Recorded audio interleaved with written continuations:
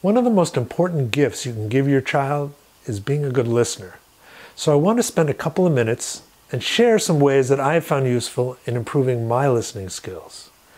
And what I'm talking about here is a deeper level of listening called empathic listening, or listening with empathy. And what sets empathic listening apart from our everyday listening is that we listen to understand instead of listening to respond. It's listening with a different intention to really get what is being said by the other person. In our normal day-to-day conversations, we're often either thinking about what we're going to say next, often while the other person is talking, or we're reacting in some way to what they're saying. We might interrupt or change the subject, and sometimes we're even rehearsing our responses in our heads. But with empathic listening, our only intention is to understand what the other person is saying and communicating with them that we understood them. Now in practice, what this looks like is complete focus on the other person. And when they're done, checking to see if you understood what they said, sometimes offering a guess as what you think they're feeling. But what you want to avoid is offering your feelings and solutions about what you heard them say.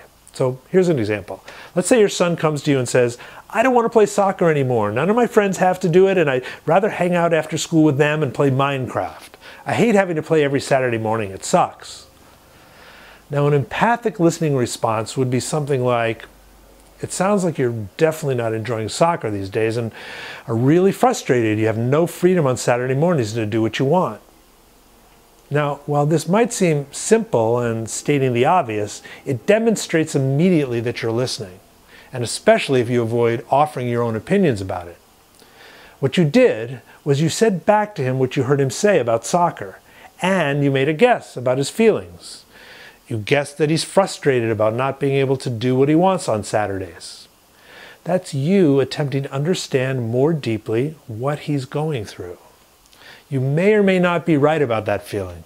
He might actually say to you, "No, I'm not frustrated, I'm overwhelmed by having something every single day I have to do."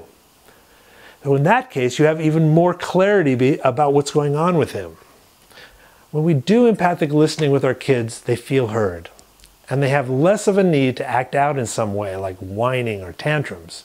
Plus, we're sending a message that their feelings matter, and that no matter how difficult their feelings may be, we are willing to hear them and accept them.